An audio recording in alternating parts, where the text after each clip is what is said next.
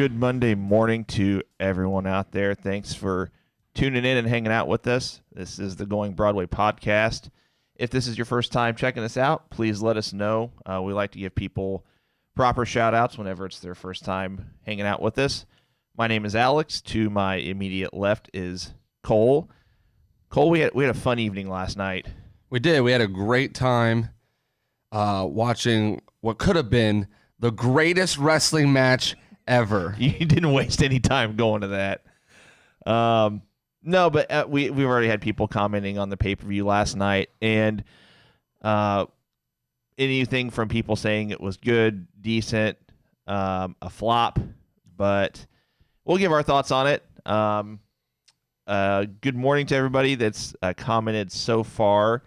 Who we got? We got Billy, David, Travis, Thomas, Tim, Stacy, Mark, David, Brian, Travis, Lynn, Michael. I'm probably leaving people out, but I apologize. Stacy says, Cole, you need the quote-unquote greatest wrestling match ever shirt. I think they have one. I might have to go look and see if they have one just so I can You're gonna buy it, too. Just so I can wear it. Jesse says he fell asleep during the Sheamus match. That might have actually that match was actually pretty good. That might have been the best match on the card if you don't count the what, Cole? The greatest wrestling match ever. Oh man. We should we need like a counter or like a ticker thing that says how many times you'll say that during the show today. A quick over or under, everybody. How many times is Cole going to say that during the show today? I'll say over. I'll put the over under at 6. I'm going to. Well, now I just feel challenged to go for 10. I know. Oh man, we're going to put it at. Yeah, we'll put it at 6. I'm going to say it's going to be the over. But speaking of the what, Cole? The greatest wrestling match ever. That's number 3. But speaking of that, we mentioned during the watch party yesterday, Edge sustained an injury, and it looks like multiple wrestling websites and news outlets, whatever, are confirming it, that he has torn a tricep. But you had some updates on that before we went on in terms of just when it happened, how it happened. So I just read, and it was confirmed by, sadly, Dave Meltzer. But it was confirmed that he actually, if you didn't know, the greatest wrestling match ever was pre-taped. We're going to get to 6 easily. All right. It was pre-taped, which means that they had to do this more than once. And they actually said that this was shot on, I believe it was June 6th or 7th. It said 2 to 3 weeks ago, yeah, actually. So that would put it longer than that, I think is what the article said. They might have been talking about the second tapings then in the article. Oh, gotcha. Okay. So they said that on June 6th they were doing tapings, and he actually got hurt during the first batch of tapings, and he was hurt during the second tapings. So when they went to go do the retakes and stuff, he had already torn that tricep. Which one, shout out to Edge for continuing to make sure that the match happened after tearing your tricep, because that does not feel good. I've not done it, but I'm sure it hurts. Anything that takes 4 to 6 months recovery time, I would say probably hurts pretty bad. So yeah, he was already hurt during the first set of takes and taping, and during the second one he had the injury. And then if you go and look, it might be trending or was trending on Twitter. There actually was several people taking pictures. Our buddy Austin noticed it last night as well, that at the end of the match when Edge was laying on the ground after losing the greatest wrestling match ever. 5. I'm just going to stop counting. We're easily going to get to 6. You guys out there watching, someone just volunteer and say, hey, I'm going to count how many times Cole says that, and let us know at the end of the show.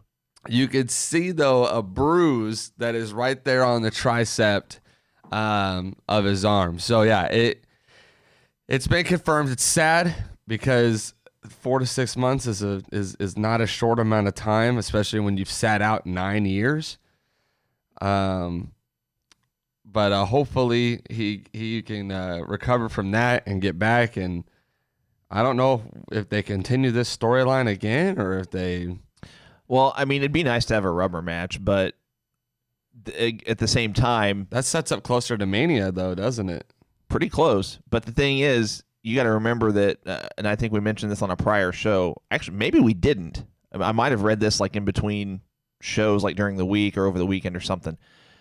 This match wasn't supposed to happen until SummerSlam, but Vince moved it up because of his lack of confidence in the talent that is still trying to get over with the fans that aren't in the arenas, basically, and it's hard to gauge how well talent is getting over. So Vince is really just relying on the established talent and moved this up to Backlash as opposed to waiting until SummerSlam, which that's quite the move up. I mean, you're skipping a pay-per-view altogether. I mean, that's right. You're moving something up 2 months ahead of time.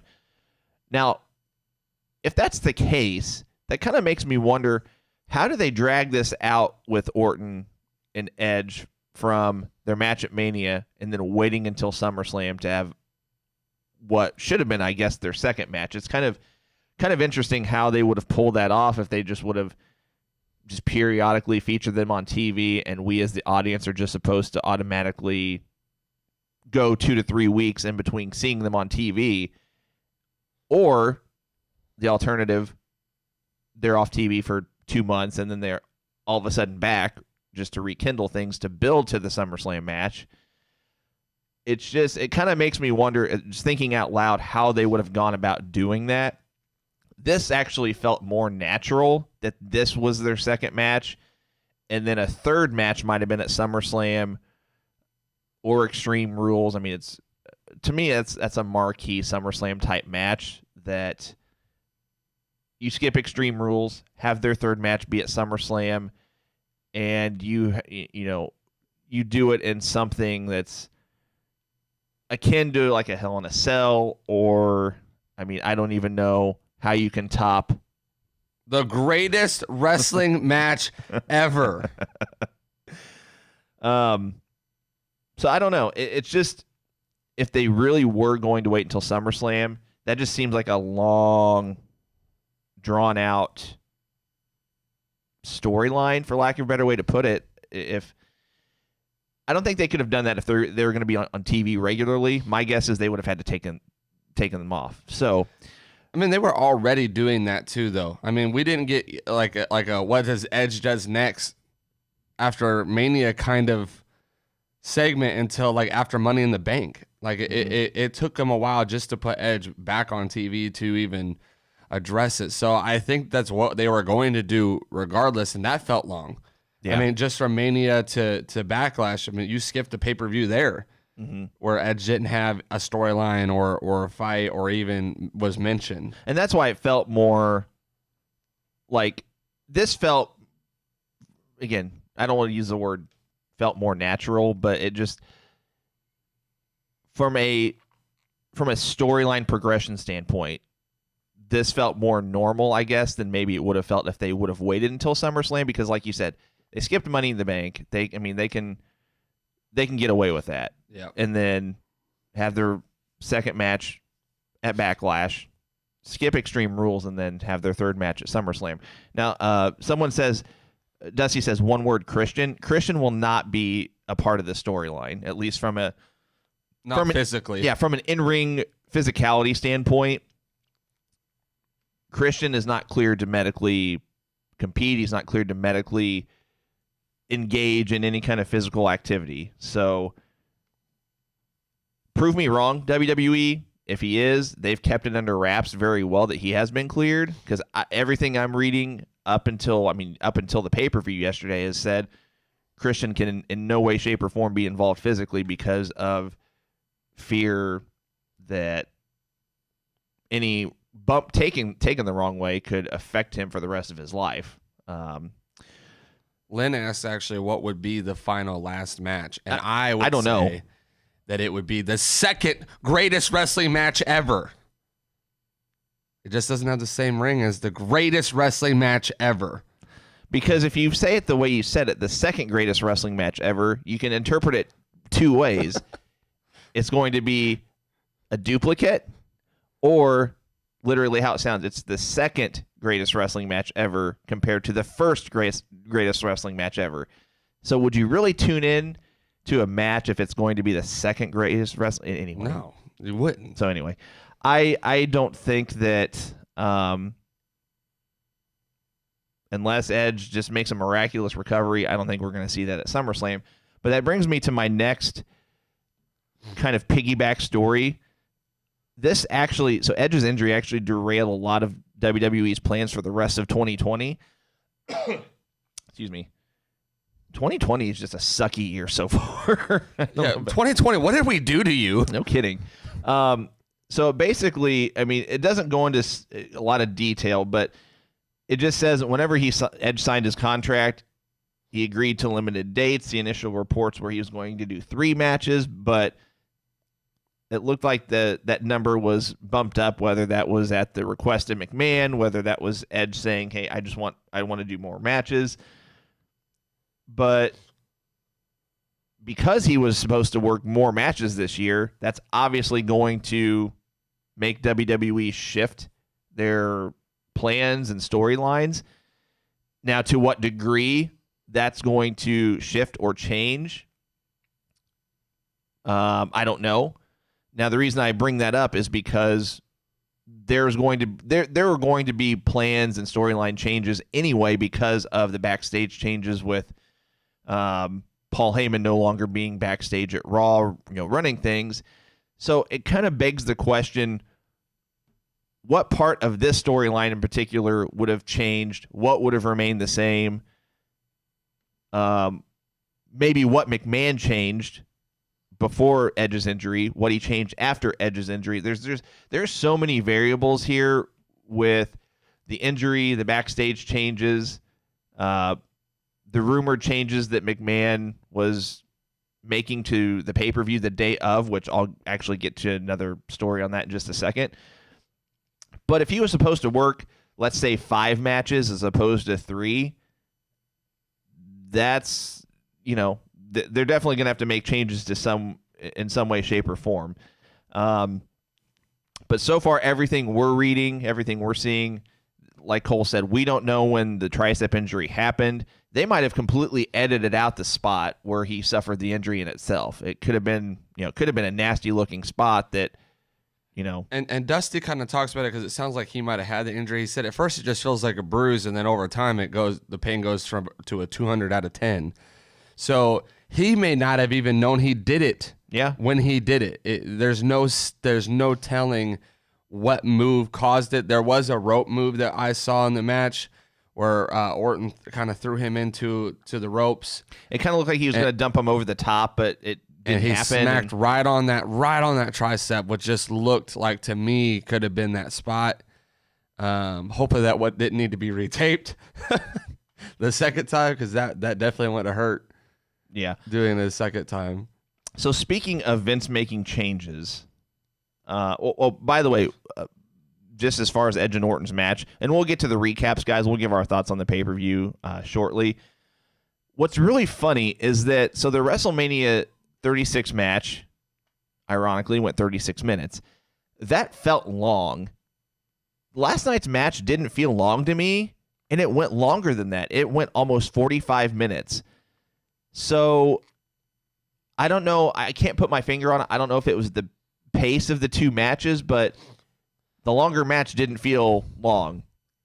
The 36-minute match, and maybe it was just because they were going from room to room to room in the Performance Center, and I don't know. Again, I can't put my finger on it. If you guys out there have any suggestions, maybe you thought it was long. I don't know.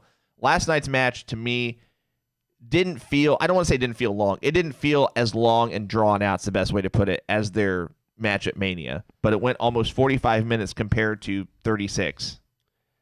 I think for me, it has a lot to do with when they fought at Mania, it was a lot of scenery changes, and it was a lot of just brawling. It wasn't like, okay, you hit this move, I hit this move, we do this, we do that. It was a lot of just chasing each other around the building, throwing each other into things, and punching each other. But you would think the scenery changes would actually make it more watchable or entertaining. Maybe those aren't the right words, but not at the Performance Center. Well, I get that, but at a different place, maybe if there was a different location, maybe. And I get what you're saying, and Ryan says the same thing because it was in ring. But there's only so much you can do in ring. There's only so much you can do out, like, directly outside of the ring, I guess, as opposed to. Your moveset's compromised though when you're in a brawl. That's true. When you're in a brawl, like I thought the Mania match was almost a little dry to me until closer to the end, because it was a lot of just I punch you, you punch me, I throw you into this, you throw me into that, you hit me with this, I hit you with that, and there wasn't a whole lot of move sets being used. And these two guys have very iconic move sets. You know what they're gonna do. And so when you don't see a lot of that in their match at Mania, which went 36 minutes long, it gets a little dry. It feels a little long. Where this match, I felt like had a better flow to it just in general. Mm-hmm. Michael says this was the worst overall pay-per-view I've watched in a long time. This seems to be a very polarizing pay-per-view. Now, granted, there was a very, what's the word? A very eclectic, maybe is the right word, set of matches on this card. I mean, you had everything from the serious actual ground and pound wrestling match to the comedic stuff. And not to get ahead of myself, but I thought it was decent. We'll get to our recaps in a little bit. So as far as the pay-per-view, and I mentioned earlier McMahon making changes. So he reportedly made a change to the Asuka Nia Jax match just hours before the pay-per-view went live. Ultimately, the match ended in a double countout. Asuka retained the title. Apparently, they had decided to go for a different finish.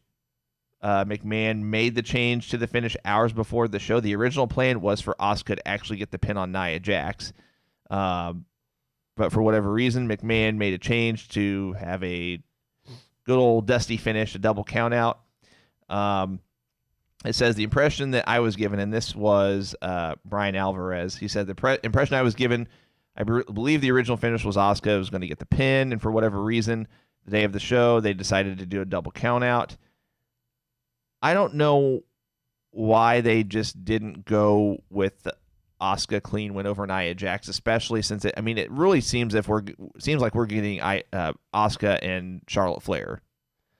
I saw just when you said that one, I think it was you that shared last night that Vince made a lot of changes to Backlash. It was rumored that he was going to be making changes from the creative side and as far as finishes.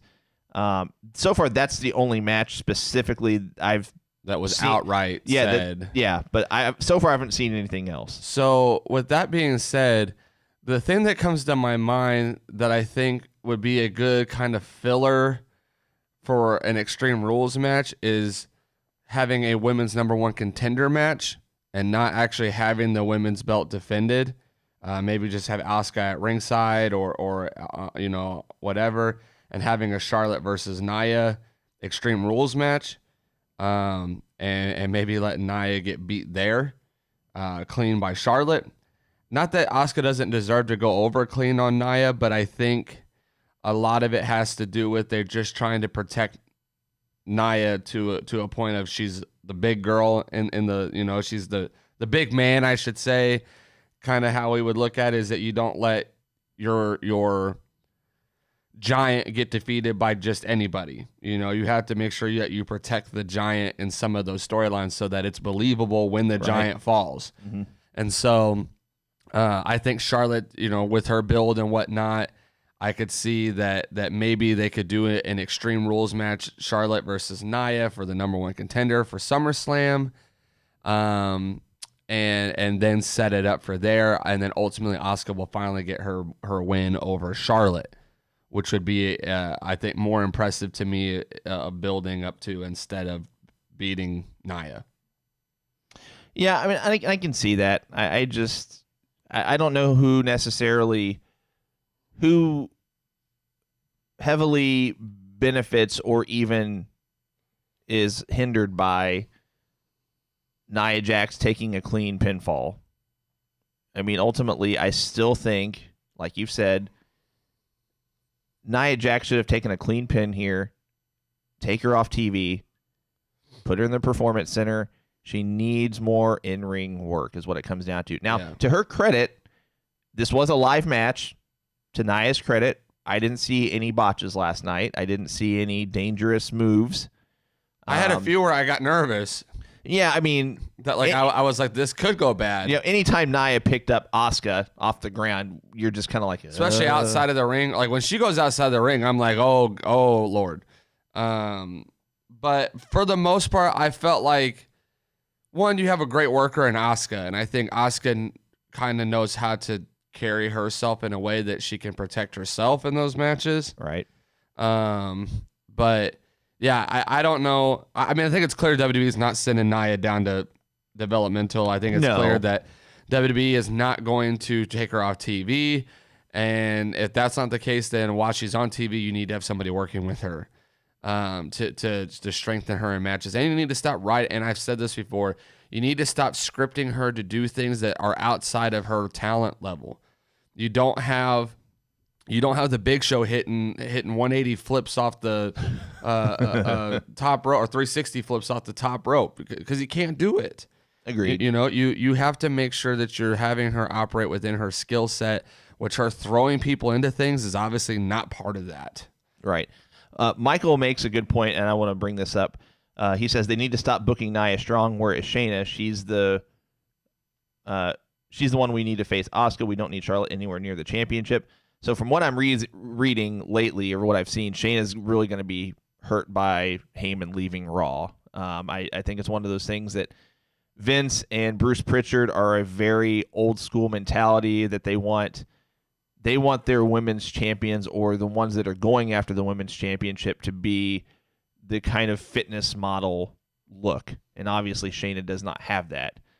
So I honestly wouldn't be surprised if Shayna just kind of gets lost in the mix, and maybe she rides out her contract. Maybe we see her in AEW in a couple of years. I don't know, but I could see her actually ending up on SmackDown. And that's the other thing I was going to say. They might move her over. I mean, here's the thing. The people that don't want Charlotte Flair in the title picture are the same people who don't want Roman Reigns in the title picture, because they get so almost overbooked or overused, maybe, or over thought of, that you kind of get sick and tired of hearing them in the title picture. But make no mistake, Charlotte Flair is in the top 3 best in the company.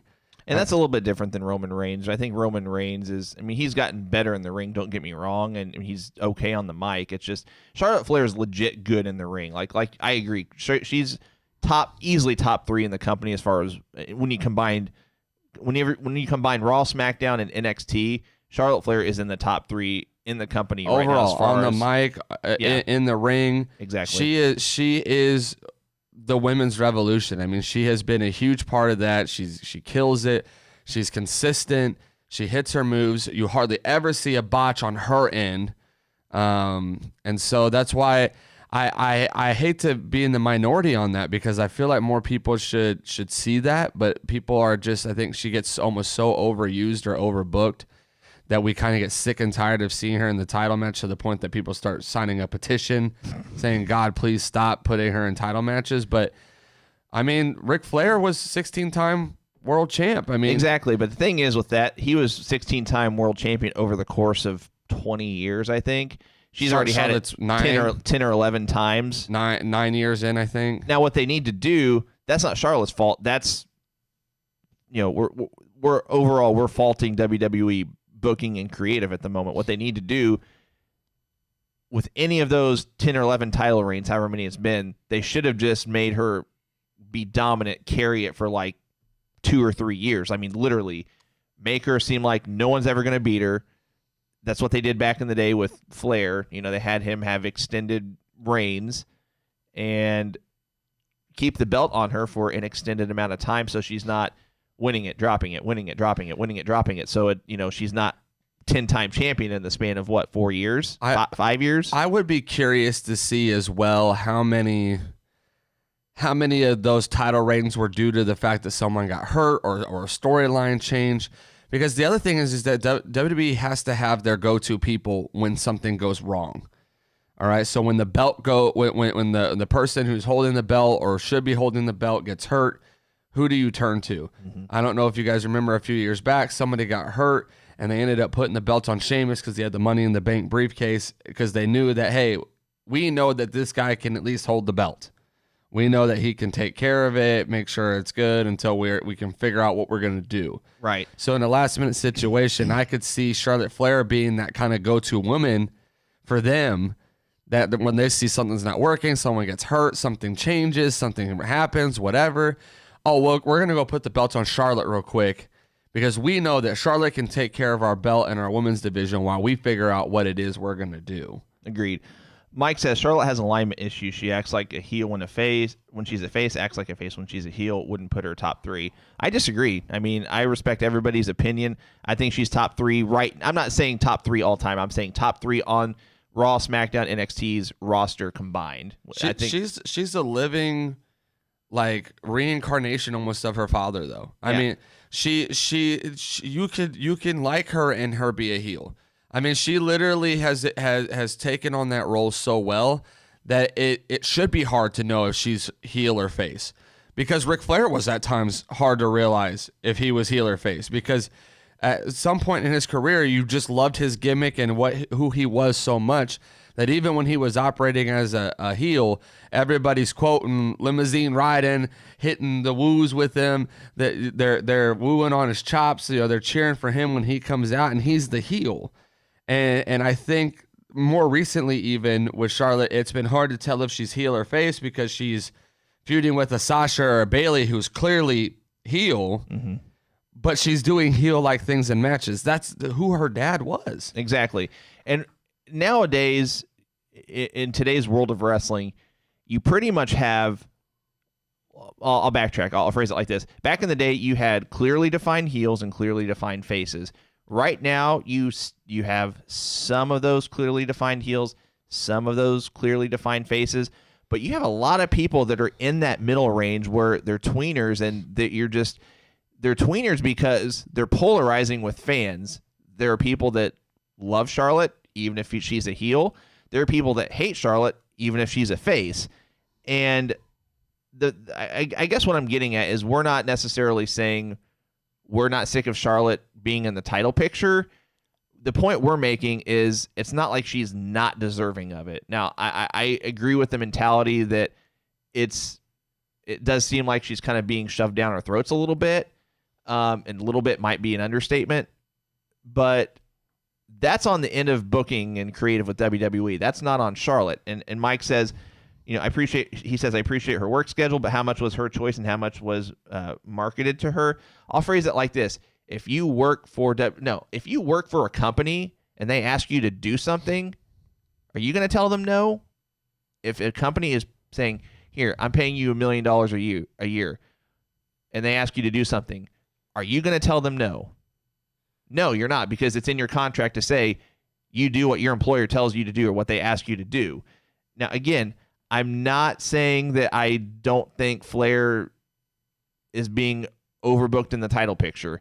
I think she could be just as well utilized outside of a title picture.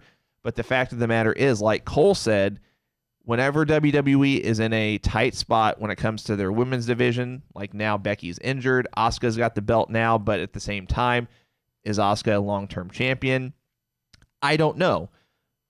I agree with Cole. I'd be curious to see how many of these 10 title reigns, give or take, I'm not exactly sure what the number is, how many of those were because WWE was in a tight spot, they needed to make creative changes, whatever, and they said, okay, we'll put the belt on Charlotte for in the meantime, and we'll figure out something, we'll figure out something long-term while she's holding it. Now, Michael makes a good point. He says he's confused by her being booked to win the NXT championship only to lose it. Same thing there. I think they put the NXT belt on her for 2 reasons. One, I think it had to do with Rhea's visa issues. 2, I think they tried to get more of a viewership on NXT.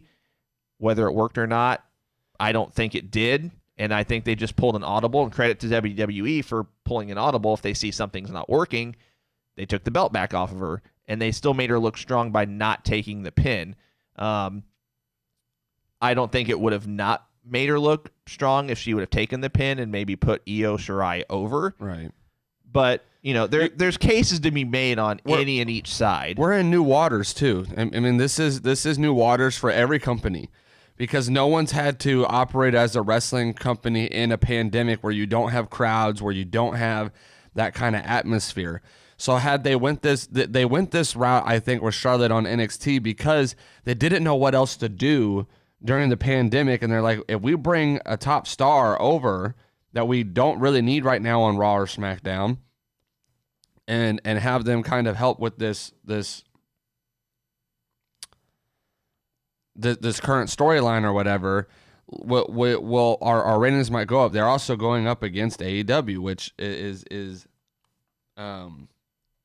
hard enough as it is, because they're both putting on good products. So I think a lot of it had to do with just trying to figure out what we can do as a company to get better, to make sure our ratings are still there. Obviously, it didn't work out phenomenally. I think people did tune in. I think people still were intrigued, because obviously people are still talking about it. Whether it's good or bad talk, people are still talking about it. It still got you to watch it regardless. It still got you to talk about it, which in some cases, bad publicity is still good publicity. It's still getting the word out there. It's still getting people to check the product out, whether you like it or dislike it. Right. And so I think that them having her lose it and putting Io over was great. Especially, it kept her safe. It didn't really hurt anybody. That match was really good. And now, because Becky stepped out, you have to have another dominant name on Raw, and there's not another draw other than Charlotte. And so I like Asuka. I think Asuka could be a long-term champion. But what do you do at SummerSlam? I mean, I know people are going to say Shayna, and I like it. I do. Don't get me wrong. I think Shayna is more than deserving of a title match, of a push. But maybe they want to wait until they're ready to actually put the belt on her now. And with Asuka having it, I don't think they're ready to do that. And so who do you put for SummerSlam being one of their top 4 pay-per-views of the year? Who do you put in that marquee match against Asuka? Well, it can't be Nia. One, she's not very good to begin with, but 2, you've already been storylining her for Backlash and maybe even Extreme Rules by the way it's looking right now. So who else do you have? Well, it can't be this person or that person. There's really nobody on Raw right now that you can name me other than Shayna maybe that is ready for that kind of marquee match that could put on such a good match for SummerSlam to make that card good, other than Charlotte Flair. Also, the storyline is there for the fact that Asuka's never beaten Charlotte Flair for the belt. She's always lost when the belt was on the line. So I think that would be a great SummerSlam match to put Asuka over in, and then set up for a storyline with Shayna. Set up to where you can have Asuka lose it to Shayna when the time is right. I just don't want to see Shayna keep getting put into these storyline for championships and losing. Because you're hurting her by doing that. She has not gotten the build that she needs on the main roster to take that many L's. We also have Bianca Belair on Raw, who we have not seen a ton of. But that's just it. They're going to have to build her to the moon and do it quick if they're going to have her have a marquee match at SummerSlam. So it's one of those things where you have to get your women on track. And I think with Becky leaving, that really hurt a lot of things that were supposed to happen. Not that they're mad at Becky. I mean, you can't help the fact that she's pregnant. She can't.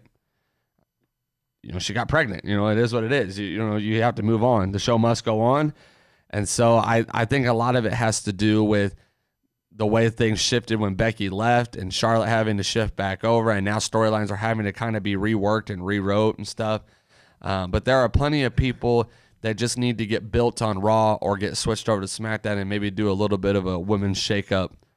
To help kind of balance the scales a little bit. Yeah, agreed. I mean, at this point, your WWE, your marquee match for SummerSlam for your Raw Women's title, you presently, like just looking at it as it stands right now, you've got Charlotte, you've got Asuka.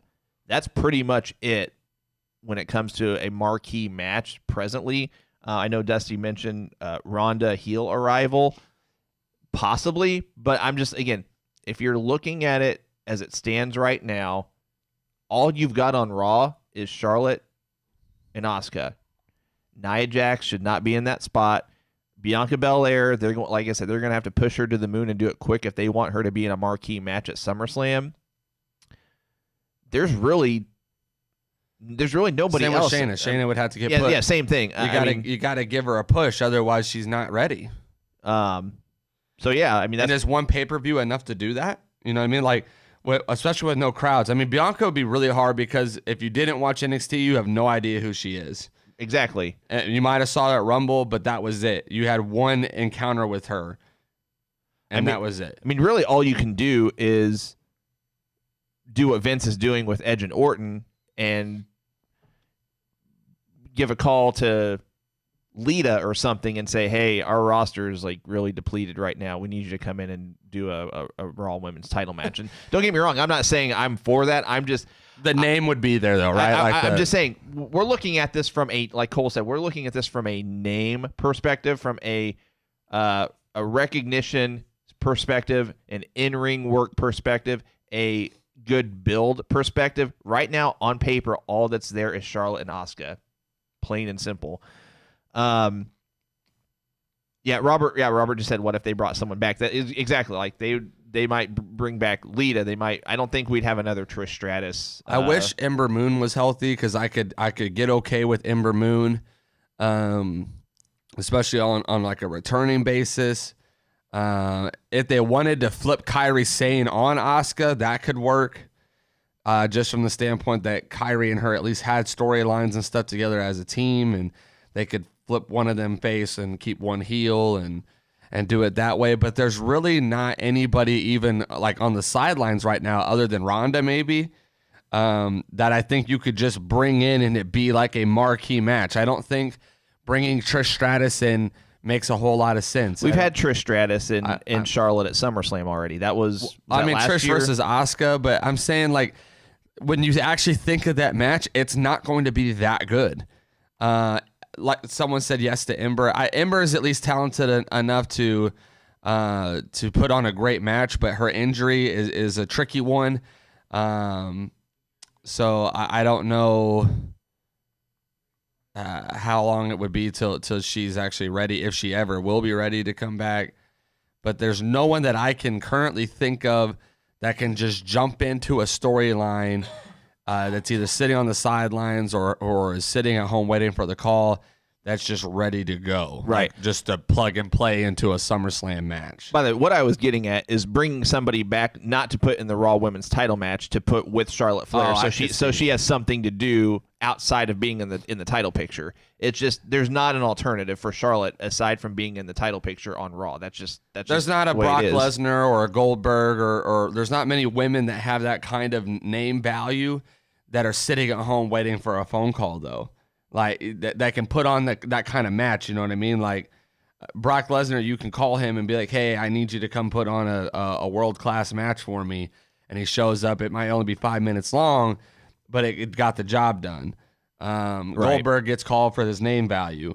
Undertaker would be another one. Is when you need the name to help build the match, you give that person a call and they show up.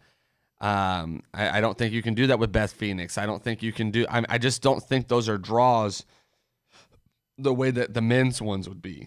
Yeah, I mean, and really outside of Lita and Trish Stratus, I mean, again, you're looking at this from an in-ring work perspective.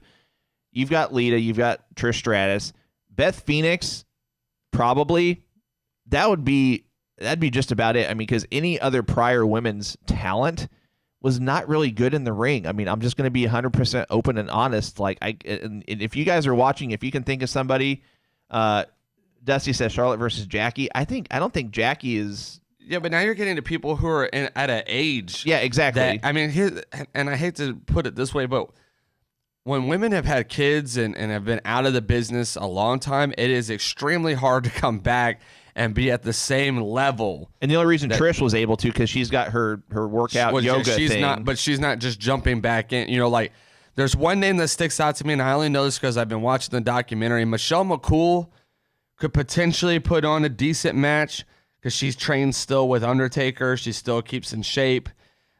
She looked decent in that Royal Rumble that she helped out with a few years back. I don't think she necessarily has the name value. Michael Hunter said it as well. I don't know if she has the name value. Exactly. Like that again draws people to want to watch that. Nor is there even a storyline there. Can you really? Exactly. I don't think the Bella twins. I don't think either of them really. We tried that with Rousey. I thought that was a real lame attempt to try to put on a big match for Rousey. I just didn't think it hit as hard as they thought it would. When it comes down to it, you either have a name or you have the in-ring work. Most cases, you're not going to have both. I mean, Lita, Trish Stratus, Beth Phoenix, that's really about it. Michelle McCool, maybe. Victoria doesn't really have that name value as much as she used to. You would have to bring her. Victoria could work, but you would have to bring her back and then build her. She's still not someone you can just plug and play like a Brock Lesnar. You know, Brock Lesnar can show up the night of and get a title match. And that's believable. We may not like it, but that's believable. Mickie James, I could see Mickie James a little bit, but the problem is that they booked her wrong. When she was in WWE for all those years later in her career, they kept booking her to lose and kind of being a jobber in a sense, and now she can't come back and fight a match with one of the best talents in the business and be believable. And I was never really a fan of Mickie James' in-ring work. I mean, I don't know. She wasn't horrible. Her Impact days were actually good because she actually got to show that she could wrestle. When she was in WWE, it was still kind of that I'm pretty girl diva mentality of the women's division. And I don't think we got to see a whole lot of her actual in-ring ability. Impact showed a lot of that. But yeah, I we'll get off the soapbox, but I just feel like you have to. The women's division right now is in a place where there's not a whole lot of names to go around. There's a lot of talent, but they have not built them. And it's really hard to build them when you only have X amount of TV time for each brand, and you're not giving a whole lot of that time to your women's division. Hopefully, this whole tag team, the women's tag team thing, they're going to start kind of dividing some of them up. I would love to see Alexa Bliss back into some title pictures. I wouldn't mind to see Nikki Cross in some title pictures. You have Lacey Evans, who's still sitting on the sidelines, not really gotten her opportunity to shine there. There's a decent amount on the SmackDown side. Yeah, that's what I'm saying. I think if you traded a few people, you could kind of balance the scales and give everybody a little bit of everything to where AJ Lee could work. I didn't think of AJ. And if Paige is cleared to wrestle, I could see Paige. But again, getting AJ Lee would be hard if the animosity is truly there like they make it out to be. I still don't think AJ Lee is good in the ring. I still don't feel like she brings that name marquee. Her versus Charlotte, to me, it just seems like a squash match. You have to book her to be good against Charlotte. Yeah. I don't know if it stands out to me as one that would be like, I almost would rather see her versus Asuka just because at least size-wise they match up a little bit better. But yeah, it's again, Molly Holly looked terrible in the Royal Rumble. I mean, I thought that she was cool when she was around, but Molly Holly didn't look good in the Royal Rumble. So why would we bring her back to fight in another match? I just don't see it. Beth Phoenix looked good in the matches she's been back, but again, we've seen it. We've already seen her wrestle some of these people. Like, yeah, I mean, I'd be okay with the Beth Phoenix Charlotte Flair one-on-one match. Again, if it's a matter of and I'm gonna play on your guys' side. They're tired of seeing Charlotte in the title picture.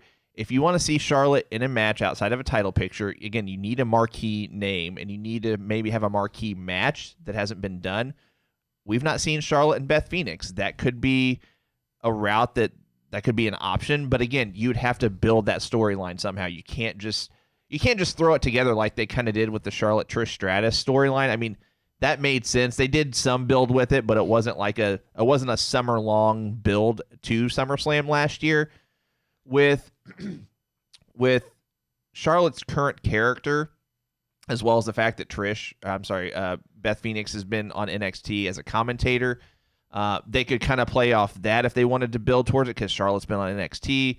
They could build something to where like Charlotte would be like, I didn't really care for some of the things you said about me while I was on NXT, and they go back and forth, and you could go from there. We also forget that there's just social media. Like, social Right. media is such a helpful tool that we really don't use as much as we should in the wrestling business. All it takes is for Charlotte to make one comment and Beth to respond, and them have like a Twitter feud, and then it blows up into actually meeting face to face at some point. We've got people bringing up Karma. I think she's injured, and technically, Karma's I think blacklisted. I think she's still contracted to AEW if she does come back, but I know she had some like injury issues. Jason says Stephanie. You have the name, but again, I mean, they run the company, so I guess they could put Stephanie in that marquee role, even though it would be not a very good match in my opinion. We're also naming people who are not in ring ready, though. You know, like, Yeah. you see what I'm saying? Like, Agreed. And I'm not saying that to be mean. I'm just saying that a lot of these people are not in ring ready, and for them to be believable in a match, you cannot bring them back and just throw them in with Charlotte Flair. Like, there's really not one. I probably couldn't name 5 women that I think are ready right now. I couldn't name 2.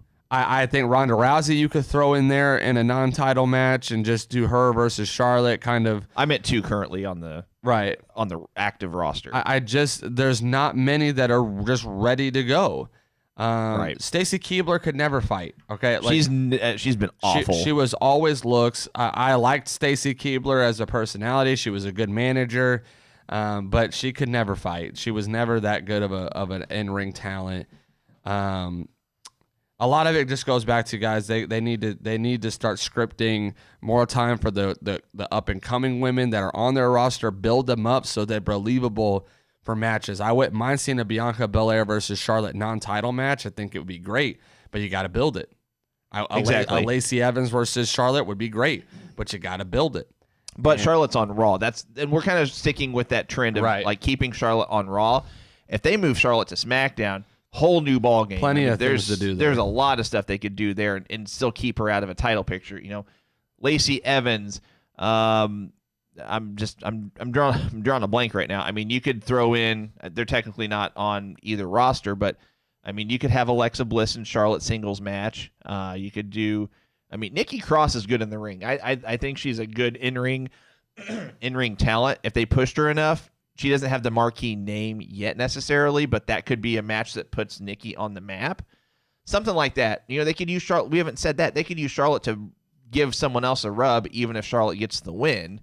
There's a lot of things they could do with Charlotte and keep her out of a title picture. So I agree with you guys on that. You guys have said Melina. She works for NWA.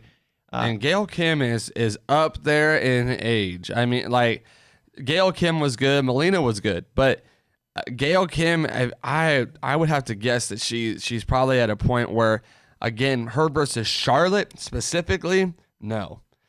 Like, in a match against someone, maybe. But you're talking about potentially WWE's one of their top women performers. You don't want to do a marquee match where Charlotte has to carry that person the entire match. You want it to be a match where they're both contributing, all of them. And I just don't think Gail Kim has enough. I mean, she wrestled a match on Impact here maybe a little over a year ago. And I think it was to put, it might have been Taya Valkyrie over or Tessa. I think it was Tessa. I think she put Tessa over. And yeah, Gail's 43. I mean, I'm not saying that's old. I'm just saying that Charlotte Flair is not 43. You know, like, Charlotte Flair is in the prime of her life. You want the match to be believable, and I just don't think that that's a believable match. All right, guys, we need to switch gears a little bit. We spent a lot of time on that topic, and we didn't even plan to go there, but we kind of pride ourselves in talking about what you guys want to talk about. So we went there, and I don't mind it. Before we get to our recaps, promotional consideration paid for by the following. Want to let you guys know that you can check out the Going Broadway podcast. We are live every Monday and Thursday at 10 a.m. Eastern, at 9 a.m. Central Time on our Facebook page as well as our YouTube channel. Please like, follow, and subscribe to all of our social media platforms. You can check out the ticker on the bottom of your screen. I'll tell you what, I'll just talk about each one as it scrolls across. We have a Patreon page. We are at patreon.com/goingbroadwaypodcast. Please consider becoming a patron. Each tier, there are 4 different ones you guys can choose from. Each tier has its own perks and benefits, including, but not limited to, additional giveaway entries for any and all future giveaways. Different tiers also include discounted merch purchases as well as free Going Broadway podcast merchandise as well. Please also like our Facebook page, facebook.com/goingbroadwaypodcast. Please subscribe to our YouTube channel. It is goingbroadwaypodcast.com/YouTube. And our Twitter and Instagram handles are at goingbrdwypod. Please subscribe to our Instagram and Twitter pages. Again, if you do all 4 of those, Facebook, YouTube, Instagram, and Twitter, you'll be guaranteed to be entered into any and all future giveaways. Guys, speaking of giveaways, we're going to do a little unannounced giveaway right now. Ooh. This is going to be... No, I'm not going to use that. I was going to say this is going to be the greatest giveaway ever, but that's not going to be true. So I'm not going to do that. So if you guys are watching and you want to be entered into this unannounced giveaway that we're about ready to do, I just need you to reply with the word HERE, HERE. That's all I need you to do. If you want to be entered into this giveaway, again, this is just for our listener, our live viewers right now. And I'm going to tell you what we're going to give away here in just a second. But if you want to be entered, just reply on our chat thread with the word HERE, whether you're on Facebook or YouTube right now. Just say HERE, and I'll tell you what I'm giving away here in just a second. As far as our giveaways, we've mentioned before, I will only cover shipping to our viewers and listeners that are in the domestic lower 48 states. If you live if you live in Alaska or Hawaii or otherwise internationally, you'd have to cover the shipping. Yeah, Mark says the greatest giveaway ever today. I like that.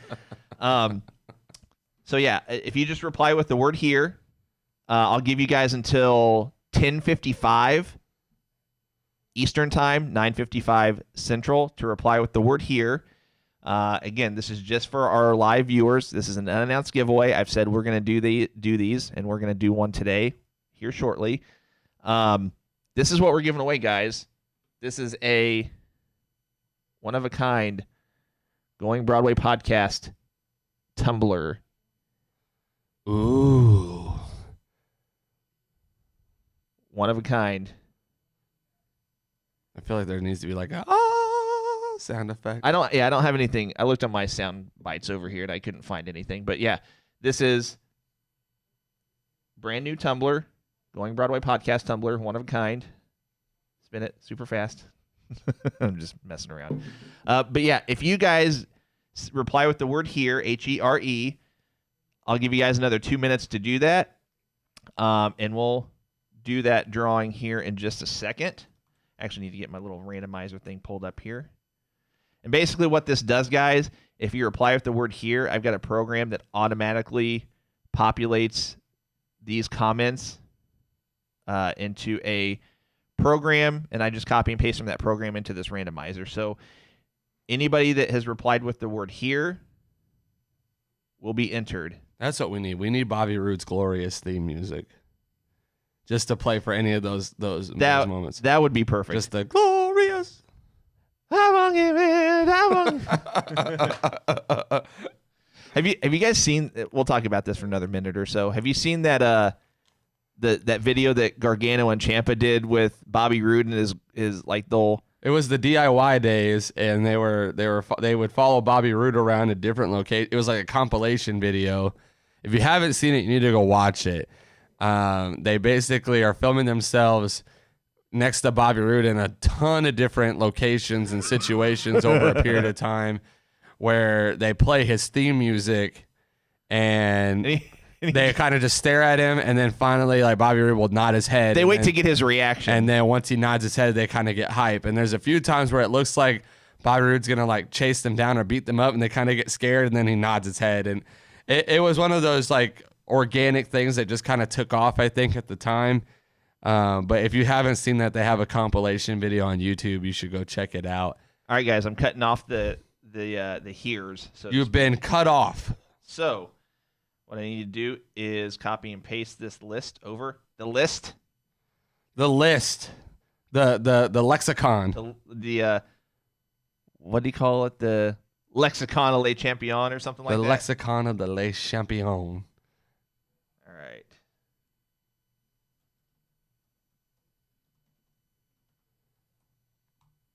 Okay. All right, here we go. Oh, hang on. Ooh.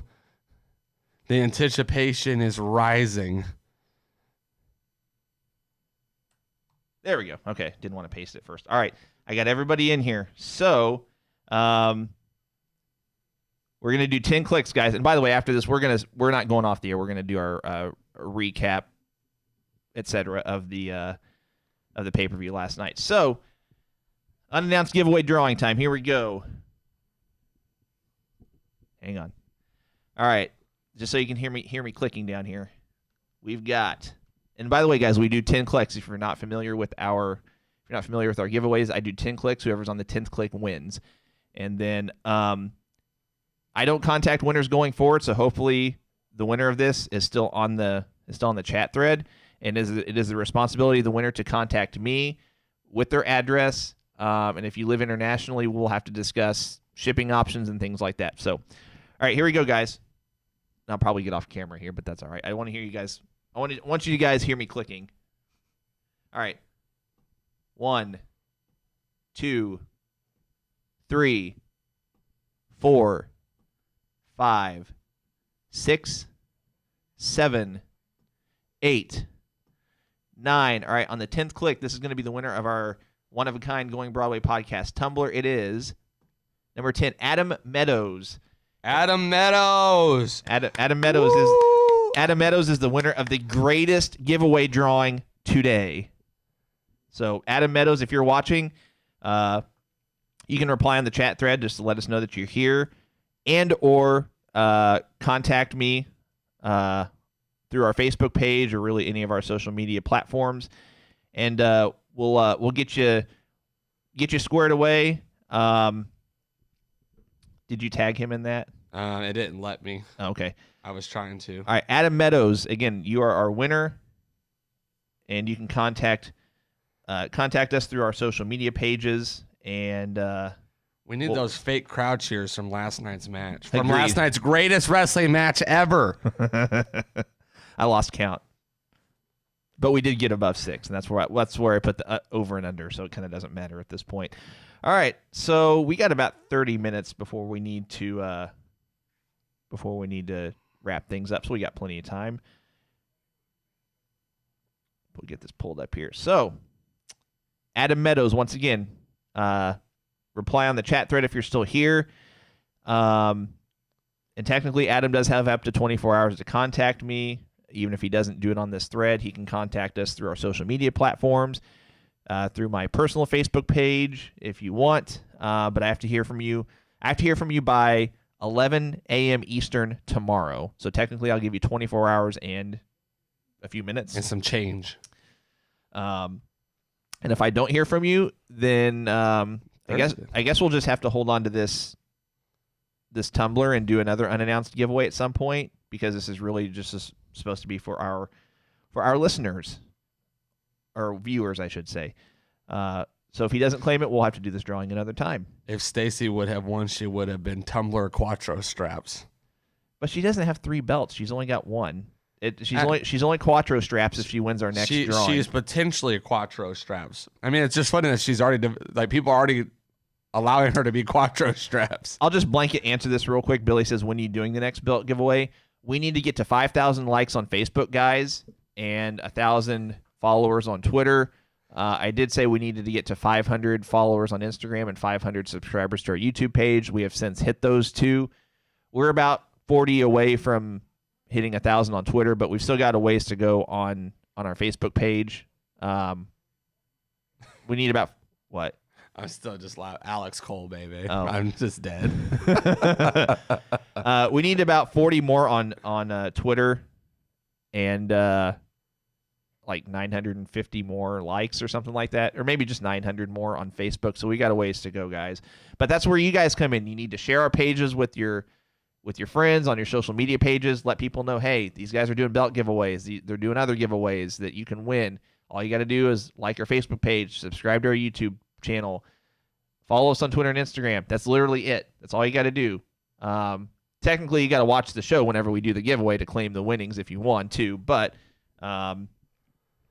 Andrew says alternate winners. Not this time. We're gonna do if once again, if Adam Meadows doesn't claim his prize by 11 a.m. Eastern tomorrow, we'll save the tumbler for a giveaway for another time. So, all right, let's do our recaps of last night's Backlash. You guys can give us your thoughts and opinions as well as we go through this. We've been a little lackluster as far as reading your guys' comments today, and I apologize, but I just want to throw it out there real quick. If you guys would get a Alex Cole Bebe shirt, let us know in the comments. I may just have to look into what that might look like, because that would be an awesome shirt. Alex Cole, baby, I love it. I think it's awesome. It's got to be the black and gold, though. It's got to be black and gold. Like I might just have to look at what it would take. So if you would be interested in some other catchphrase going Broadway shirts, let us know what that would be, and we might just have to look into it. You never know what could happen. Or we might just have to go like black and green, like our logo or something, which would be fine. I'd be down for it. We'll check it out. Whenever you're sharing our pages, guys, make sure you're specific in telling people to like the Facebook page. We've actually got like 200 more followers on our Facebook page as opposed to likes. We're going off of likes, not followers. So unfortunately, if you're one of the 200 some people that are just following the Facebook page and you haven't liked it, that won't be an entry in our giveaways, unfortunately. So, Matthew says, I was exhausted last night. That happens when your son wakes you up at 4:30 a.m., but we turned on Backlash late, and about 10:30 p.m. we're on the Orton and Edge match, and I legit fell asleep during the greatest wrestling match ever. Shows you how good it was. Hey, look, I mean, I get why people didn't care for it. I mean, it was a polarizing pay-per-view. I didn't think it was that bad. That being said, let's just take a look at the match-by-match breakdown. We're going to skip the pre-show match because we didn't actually get to watch it. We did hear it had a botched ending. Did you get a chance to see that or no? The pinfall was supposedly botched. I watched the replay, and I wouldn't say it was botched the way that it was described to me. I would more or less say that it just didn't look right. So basically the person, I forget who it was that told us it was botched. Basically they were saying that his shoulders were up, that Andrade's shoulders were up during the pin. And the only way I could explain it to you is if I show it to you. Hold on one sec. 10:30.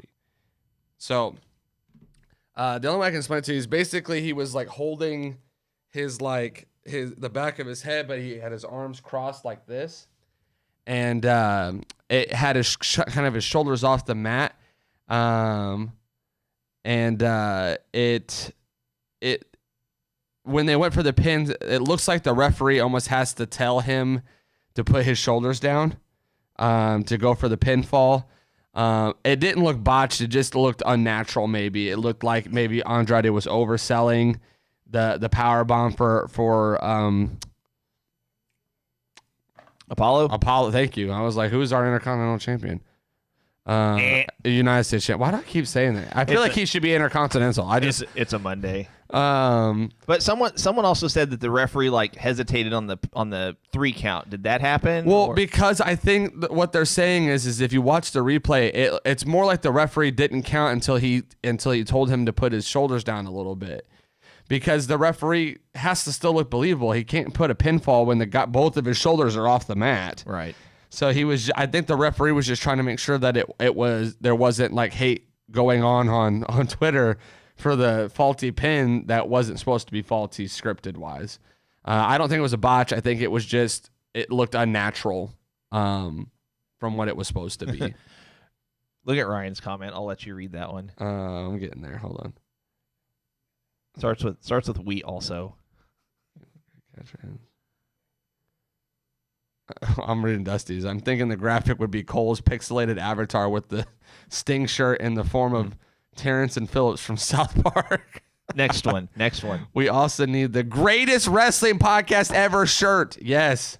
I still like the Alex Cole Bebe shirt. We really should get on. I mean, most of our shirts are going to be made to order anyway, so we might just have to get a couple designs and just let them be what it is. Well, what I think we need to do, you guys remember the old school Adam Cole Bebe Bullet Club shirt? Ooh. But do it black and green? I got some graphic friends here. We might have to get a couple designs, and maybe we'll vote, we'll let you guys vote on the shirt of your choice. Yeah, we can put it up here and we'll let you guys pick which one will be our first ever, like, outside of our logo shirt merchandise. I like it. Let's get it. I mean, you know the graphics people. So yeah. I do too, but I mean, it's about to go down. Okay. Let's see. So we tackled that match. We've got the women's tag title match next. Bayley and Sasha retained. This match really had a random quick ending. I thought it just felt the ending felt rushed. You talking about the pre-show? No. I was done talking about the pre-show. Okay, we're on the women's match. Thank you. The women's tag title match, it just felt like the ending was rushed. It was a quick roll-up. The dubious and destructive roll-up pin. I'm surprised Alexa took the pinfall. Was Bayley the one that got the pin? I think Bayley rolled up Alexa, didn't she? No, Sasha. Sasha did. Okay. Which was good because I think that Sasha needs to be the one getting the pins. I agree. As she's champion, so it builds to the storyline that she was winning too, because that's going to be what causes the split. I was wrong last night. So if we're going off our predictions, Alex and I were both 1-0 on the Apollo Andrade prediction. And then we got to this match. I had picked the Iconics because I thought the split was going to happen last night. Clearly that didn't happen, which to me means that it's coming at Extreme Rules, because I think you have to have Bayley versus Sasha at SummerSlam. I just don't know how much longer you can play with my emotions. They teased it again last night before the match that it could happen. I don't know who the tag team will be that will beat them. This also means that we'll get Bayley and Sasha at NXT this Wednesday night versus Shotzi Blackheart and Tegan Nox. I don't think those are the two that'll beat Bayley and Sasha, especially on an NXT show. But that would be a fantastic swerve and surprise. Yeah, it would be. So to me, the match did end in a weird way, but I actually didn't mind it because of how the rest of the card went. I think each match had a very unique ending. I think each match had its own story and own vibe to it. I think this one was cool because it won the heel. You guys really should listen to Chris Jericho talk about what it means to be a heel, because they're not meant to win fair. They're not meant to have fair odds. They're not meant to be taken as a clean win most of the time. They're meant to win in all different types of unexpected ways. And so I really think that this was a great way to sell them even more as heels. With Sasha and Bayley, Sasha got the pin, which was also good. And I think that this is going to build to Sasha and Bayley splitting and having their feud finally. But I don't know who that tag team is that is going to get the rub and get the belts back. I am just glad to see that the belts are actually getting used, though, because there was a period there where they weren't. And it was long period. Really frustrating to have an Evolution's pay-per-view, to feel like the women's Evolution was happening. You introduce these tag belts to kind of get some steam going.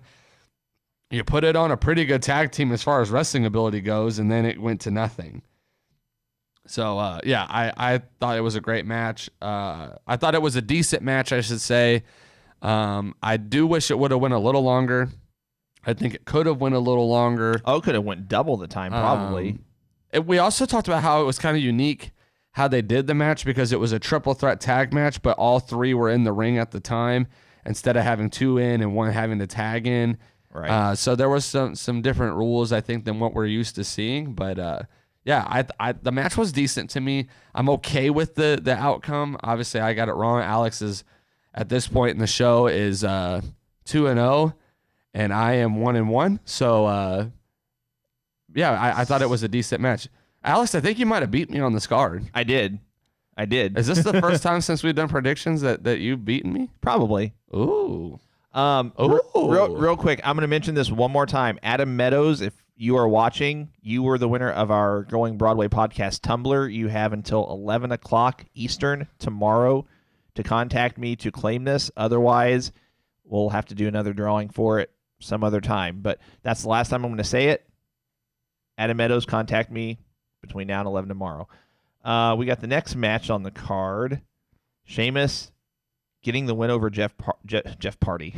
Jeff Hardy. Jeff Hardy. Yes, Jeff Hardy. I love it. Jeff Hardy. This is one we both got wrong. I'm really shocked at how they booked this. It was a surprisingly good match. Yeah. And when I say surprisingly good, I'll be honest. Their styles I don't feel mesh very well, but I mean it was a good decent match. And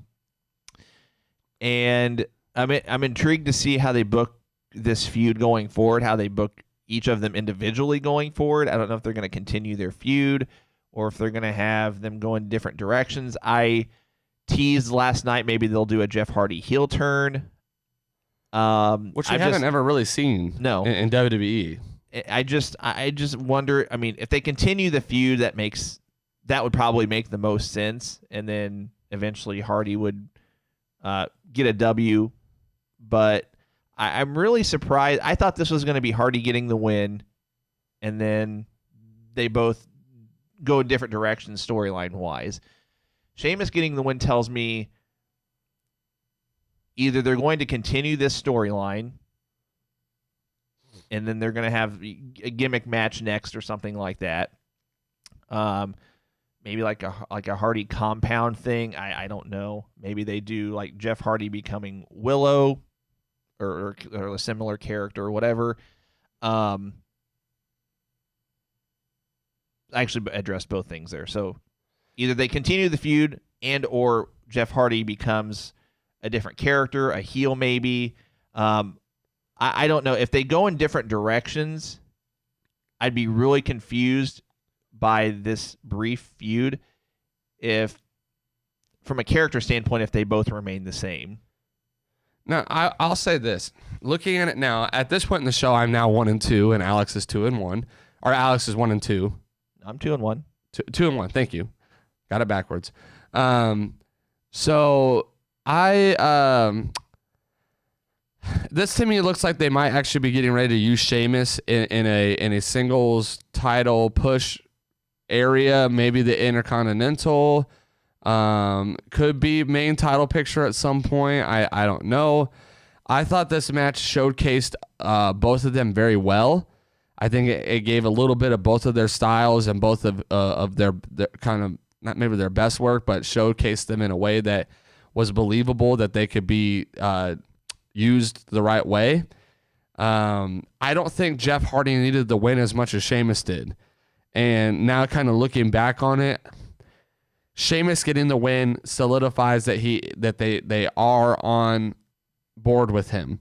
Because we've seen a lot of times where Sheamus has gotten the inconsistent push. Mm-hmm. And I think that this was a sign to us that they are on board with Sheamus. They're giving him the win.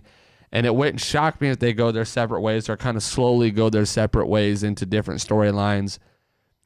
Because Sheamus needed that win to go on to the next thing. Sheamus comes back, he starts wrecking shop on all these kind of no-names or jobber status type people, and then feuds with Jeff Hardy just because I don't think there was really anything else for him to do. And now it's like, okay, well, we got to win on over Jeff, and Jeff can go jump into any storyline and really do fine. He's got the kind of career, the accolades, and the name to be able to kind of stay relevant without getting that win, where I kind of felt like Sheamus needed that win. So Sheamus gets the win. It was a good match. I actually thought that it was probably the second best like actual match of the night. I think obviously the Orton Edge greatest wrestling match ever was probably a match of the night, and I'll get to that. But I think this might have been the second best match, actual wrestling match of the night. Dusty makes an interesting prediction. I could see WWE pushing Fiend versus Willow at some point. That would be now. We actually saw a teased. I forget what pay-per-view it was for. We saw a teased flyer for a pay-per-view that somebody brought up and kind of talked. Was that Survivor Series? Maybe I wanted to say it was Survivor Series or it was in October or November. I can't remember. I want to say it was one of the fall months though. Hold on, I gotta look real quick. And it was an interesting thing because we kind of looked at it and we were like, you know what? Like that could be believable. It would be a great opponent for when the Fiend gets the belt, to have a great feud with somebody that could go a lot of different directions. There's a storyline there with Jeff being Matt's brother. There's a lot of different things they could do there. And it would be a great storyline where the Fiend could retain and still have a great match with somebody. Now, it was definitely a fan-made Survivor Series. I don't want to say poster. There's a handful of them out there, like a promotional flyer thing.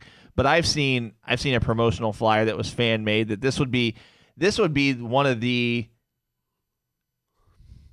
In a strange way, this would be one of the most must-see matches for me personally. There was a fan-made Survivor Series flyer, whatever, that basically had it had the Fiend as Universal Champion, and it'd be a triple threat match. Fiend as Universal Champion, Brock Lesnar as the WWE Champion, and Adam Cole as the NXT Champion in a triple threat match. Can you imagine what kind of a match that would be? Adam Cole would be taking a lot of German suplexes. All over the place would just be messed up. I mean, I don't think you can do Brock versus the Fiend and it be believable because the Fiend would have to no-sell Brock and they will not let that happen. Brock won't let that happen. It would still be must-watch, though. I feel like that would either be a train wreck or in a strange way really awesome to see. William, you're probably right. TNA probably does own the Willow character. Yeah, I mentioned that earlier. They wouldn't be able to use the Willow name. Be like a remake of it with a different name or something. I think the point is that we want to see something a little bit different with Jeff this time around. We've never gotten, to my knowledge here more recently, Jeff's always been a face because fans like Jeff. He can get fans to cheer for him. He naturally is just loved. And so I think to see him go heel would be just a huge swerve, and maybe during the pandemic would be the greatest time to do that because there is no fans. There's no one to really disappoint live in that regard. But I think a Jeff Hardy Fiend matchup would be great, and I think that's where they should kind of head. But ultimately, back to the recap, I thought this was a great match. I thought both of them did well. I thought it put Sheamus in a great spot. I think Jeff Hardy still is in a great spot.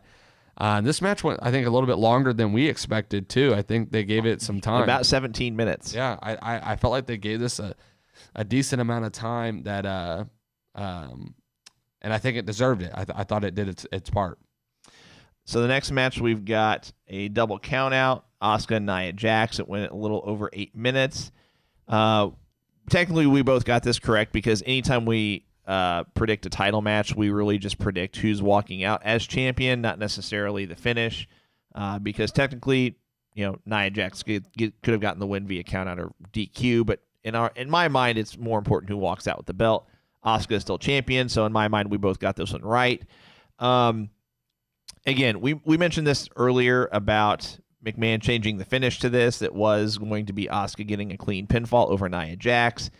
I would have been okay with that. Again, we won't go down that rabbit trail. I didn't have much else to say about this match. I mean, it was kind of one of those, it was what it was.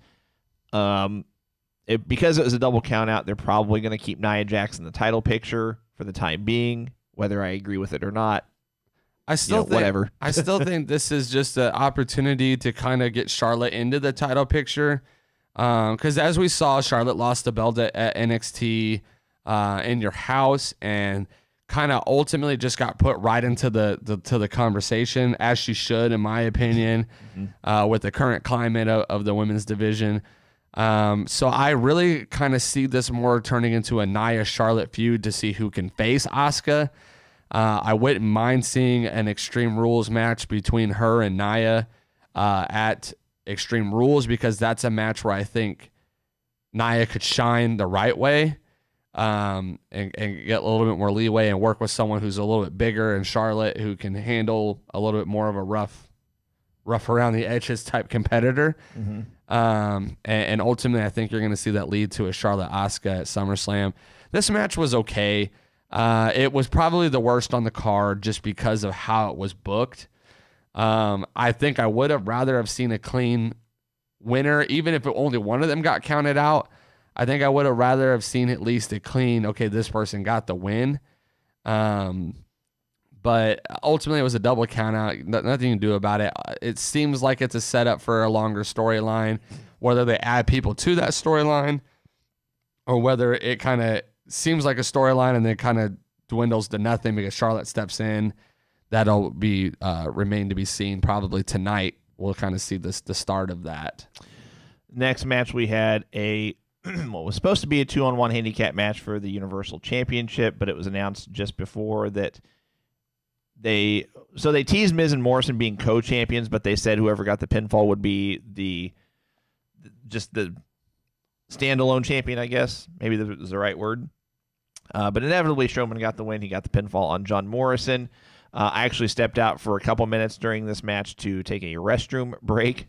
To take that for what it is, guys. I mean, I took a restroom break during their one of their main title matches, but it went just over 7 minutes. We didn't get the return of the Fiend like we both thought we were going to. From what I saw, I mean, I stepped out for maybe like 2 or 3 minutes, which, I mean, a good third of the match. But from what I saw, the match was pretty cut and dry. I mean, Miz and Morrison did get some offense in. Morrison, as usual, looked really good in my opinion. I think Morrison might be the most underutilized regular full-time talent they have on any roster at this point.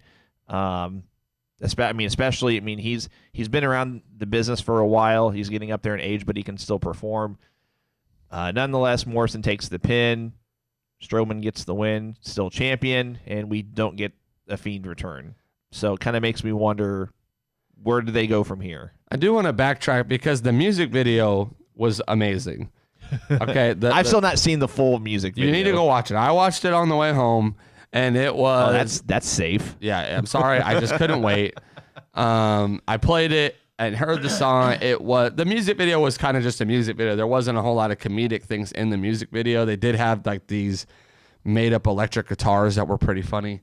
But the music video was funny, and I think it's actually funny because we were all sitting here and we were like, are they actually singing? Like, is that their actual voices? And I mean, with some auto-tune and some studio work, yes, it was, and it actually sounded pretty good. And I was like, okay, like this was funny. And I think this one was funny to me because it was directed directly at Braun Strowman. It wasn't just a hey, hey, ho, ho second song. This was like, hey, this is at Braun Strowman. So they continue to be together as a tag team, and there's no split up, which was kind of teased during that match that it could happen. It would be kind of funny to see them continue to do that in their storylines with other groups, is to put a diss track out about this group and that group. But I think Miz and Morrison have been really underrated in their promos and their kind of vignettes that they've been cutting, not just in the Braun Strowman, but since they've been a tag team. They've done a really great job. I like them together. I really hope they don't break them up. As much as I'd like to see them on single titles runs, because they're both great at that too, I don't want to see them split. I would almost rather see them kind of stay connected and maybe just get some single pushes, because that tag team's gold. I mean, they work well in the ring together. They're just good. I like them together. I'd be interested to see an AJ Styles John Morrison match. Yeah, someone mentioned that, and That could happen. I mean, did someone said that already? Yeah. Totally. William says Morrison versus AJ would be a great match. I think Oh, someone before I that didn't might even have see that. mentioned it, but yeah, I think at this point in time they're not really in the tag title picture unless you're going to put them in that. Again, I think this would be the time that I don't really want to see them split. I don't want to see them against each other. I'd rather just see them kind of each get opportunities in the singles card and kind of go from there. More than likely, they're going to probably save that split, and they're going to do a match at WrestleMania. I think they're going to extend their tag team. Right. Then they're going to tease the split, maybe end of the year, beginning of next year, and then they'll have a match at Mania. And then I think at that point they'll go their separate ways. Whether they both still stay on the active roster, maybe Miz will maybe take a step back. I don't know. I mean, he's been around for a while. I mean, as has Morrison, but they just re-signed Morrison. I don't see him going away anytime soon. I know Miz has talked about potentially having another child with Maurice. I don't know if that's something they're going to pursue, but anyway, I think. Oh, go ahead. No, I was just going to say during the pandemic, I think it's important. This era of the pandemic, I think it's important that you keep strong guys who can cut promos and vignettes. Agreed. And I think that they're a crucial part of keeping SmackDown kind of entertaining in that aspect.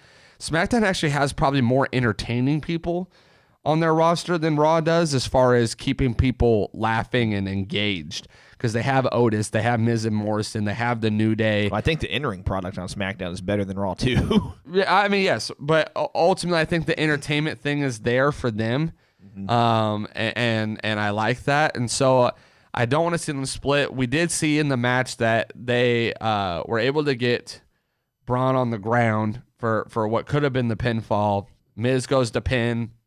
Or Morrison goes to pin. Miz pulls him off. He's like, "What are you doing?" He puts Morrison back on him for the pin, and then kicks out. I thought there was some good moments in the match. It was pretty much a typical Braun Strowman match. I don't mean that to be disrespectful, but when it's Braun Strowman versus a smaller guy, it's usually this kind of match. You know, it goes like 7 minutes long. They get a little bit of offense in, and then Braun Strowman runs through them like a train. I will say I like Braun Strowman's entrance. I think they've spiced that up a little bit, which I think was good since he's champion. But ultimately, I thought the match was decent. All right, we got a few minutes to wrap this up. We get Drew McIntyre against Bobby Lashley for the WWE Championship. There we go. It was a decent match. They kind of teased once or twice that Lashley, he hit a couple of finishers, maybe that he was going to get the win. They teased right off the bat that he put him in the full Nelson before the ring bell or before they rang the bell. I told the guys as we were watching it, I thought initially, okay, they're going to, because we were initially shocked about the placement of this match on the card. Both title matches. Both title matches. Middle of the card. Middle of the card. I mean, And so I told the guys, I said, okay, well, they're just going to do this, delay the match, so it'll end up being the last match on the card. But no, sure enough, I mean, gets out, he releases the full Nelson, McIntyre gets up, they start the match. It went a little over 13 minutes. Again, they teased a couple on a couple occasions that Lashley might have been getting the win. He hit a spear at one point, only a 2 count. Inevitably, we had Lana come out, and Cole called this to a T. Lana came out for the distraction. She gets knocked off the apron on top of MVP. McIntyre hits the Claymore, gets the 3 count, and I mean, post match saw MVP and Lashley walk out together while Lana is sitting on the ground. So I'm hoping that this is a way to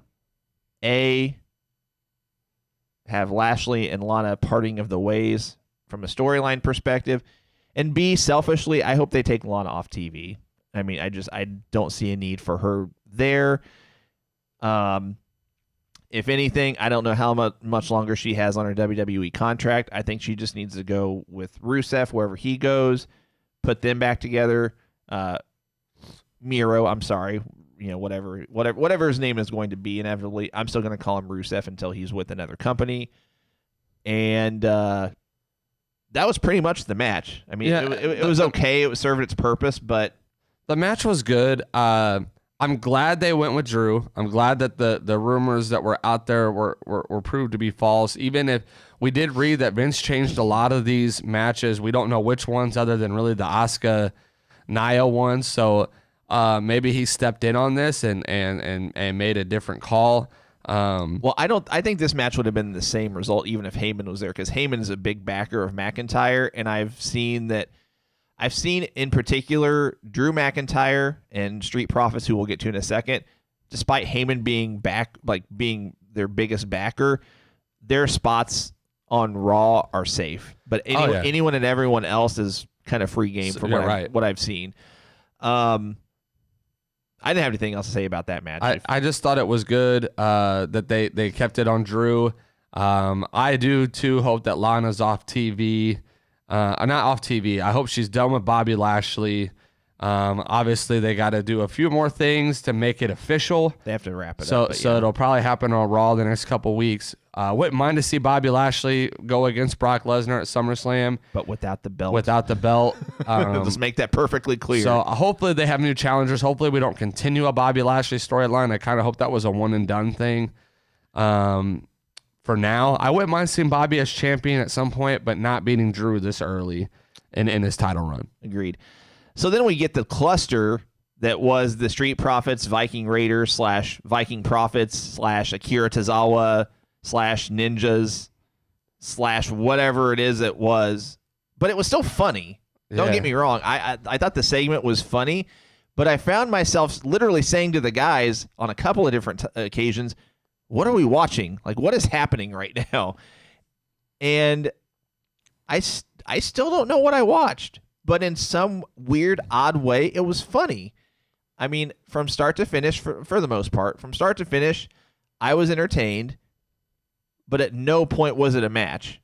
I mean, it even at one point on different, if you read recaps on different websites, a lot of them would have said something along the lines of Street Profits and Viking Raiders match, no official start, or something of that nature. And so we didn't get a match. We just got a theatrical presentation, essentially. Not essentially, that's what it was. And Cole mentioned that it was just announced like the day of, or maybe Saturday evening. I don't remember, but it was one of those things where it literally wasn't announced until the day before the pay-per-view at the earliest. And so I don't know really, to be completely honest, what else to say about it. I mean, we got a masked 7-foot tall guy. I did some digging. It was this guy that's on the NXT roster. I found a website that confirmed that. I forgot his name, but the guy's like 7'3". But the guy apparently has a big upside. So I'm just confused how Akira Tozawa fits in this. I'm confused with the whole ninjas. I don't know. I'll start by saying this. The Viking Raiders Street Profits storyline of Raw has been one of the bright spots of Raw. The vignettes that they have been doing, I like this because if you've been following this feud for a while, they had a feud that was really good on NXT. They had really great matches on NXT. So we've seen the matches, okay? We know that these guys can both wrestle. Right. We know that they can put good matches on with each other. What we haven't got to see a whole lot of is character building from the Viking Raiders. We just know them as the guys who come out and demolish people, and we haven't really gotten to see a huge like promo side of them. Mm-hmm. Most of their promos where they're just the tough guys weren't working. I think we found something that works for them. And I've really enjoyed the whole like playing off each other's characters. You can tell that they're actually probably really great friends in real life, and that they work well together. But I enjoyed every second of this vignette, whatever you want to call it, short story, whatever you want to call it. I enjoyed every second. At first, it just looked like a brawl before the match started, and then they pull out the bowling ball and the golf clubs, and there was just a lot of things there was a lot of just little Easter eggs in this thing that were just funny.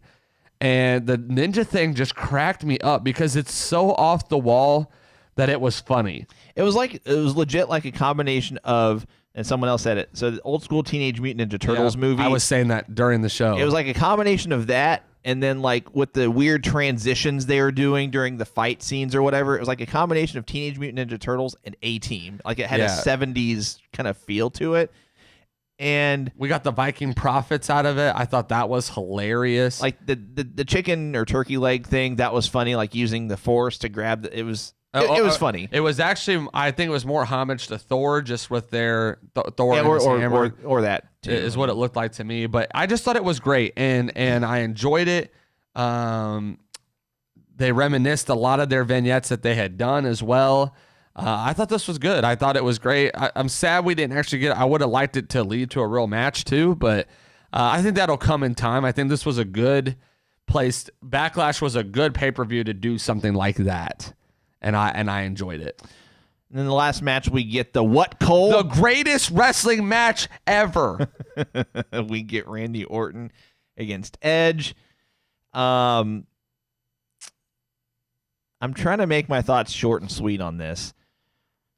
So, I don't think it was, and again, I've said this before, I'm not a Meltzer mark, I'm not a Meltzer apologist or anything like that. I'm very indifferent when it comes to Dave Meltzer, to be completely honest.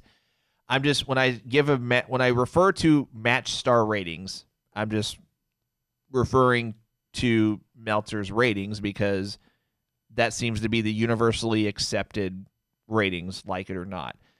I don't think this was a 5-star match. Therefore, I don't think it was the greatest wrestling match ever. I think if I'm being generous, I'd give it 4.25 stars. 4.5 probably is where I'm gonna rest my hat on. The 5-star ratings are really reserved to when you know you've watched something special in a wrestling match, no matter how long it was. You know, if you've after a wrestling match, if you just sat back and been like, wow, that's a 5-star match. After this match, I didn't have that, feeling of this was an unbelievable spectacle that I've just seen. Now, it was good, don't get me wrong. It was a good match. Credit to both of them for going almost 45 minutes. Both, Travis took the words right out of my mouth. Both are franchise players. I just think that it didn't fit the bill of being that special category as far as being a 5-star match. So I'm interested to see, in particular, how Dave Meltzer rates this.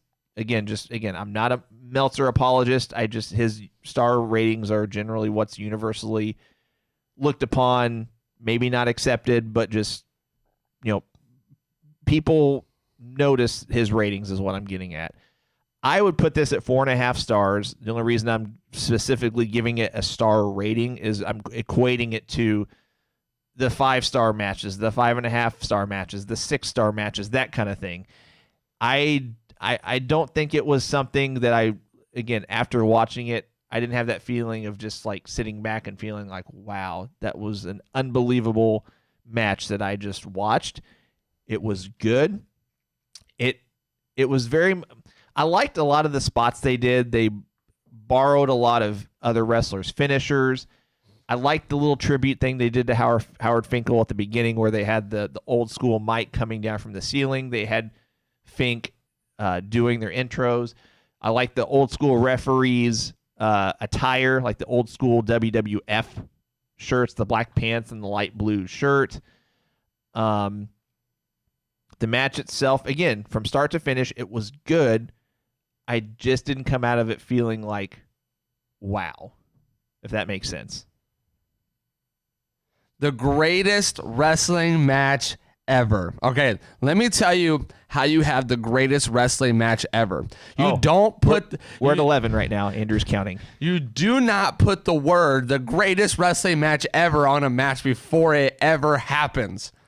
12. Okay? You don't. You just don't do it, because this is what happens. You take what was actually a great match and you desensitize it. You make it less than what it is, because now everybody has to think, okay, this has to live up to the hype of the greatest wrestling match ever. This is why I say it And I've 13. been saying it so sarcastically because you put a title on a match. I'm sorry, I'm passionate about this. You put a title on a match and say it's this, and it hasn't happened yet, and now it has to meet this expectation. Now, if you would have said this will be the greatest wrestling match ever, ... between Edge and Orton, I would have been like, okay, cool. But when you say it's the greatest wrestling match ever, and then to do what they did and have to compare it to other matches, it's like, okay, the entire time I'm watching, it's like, I looked at Alex and said, this wasn't better than Shawn Michaels and Undertaker. No, This wasn't better at than all. this match. This wasn't, and it almost took away from the fact that it was a great match. Okay, I don't like Dave Meltzer, so I don't look at his star ratings. I care less what he rates a match. I actually like how CBS rates their matches. I think they usually give a pretty CBS Sports. I'm telling you, that's where I go, to CBS Sports and Bleacher. Those are the two that I like Bleacher Report. I respect their opinions the most, because I think that when you read their recaps, they give a fair side of the match. Even ESPN, they cover mainstream wrestling now, and they won't do star ratings. I think they'll just say a 4 out of 5 or whatever. It's not stars, but that's anyway. CBS does it by grade levels, and they gave this an A+. And I was like, you know what? If I take the word greatest wrestling match ever off of it, and I just let it be Edge versus Orton, I thought, hey, this is an A+ match, because it was great. It was kind of funny. The only thing I didn't like about this match was the plug and play crowd, fake crowd noises. Yeah. Because the NXT audience did not sell, the NXT wrestlers, I should say, did not sell that it was real. If they were going to do that, I wish they would have had the NXT guys a little bit more hyped, a little bit more in sync with the recordings.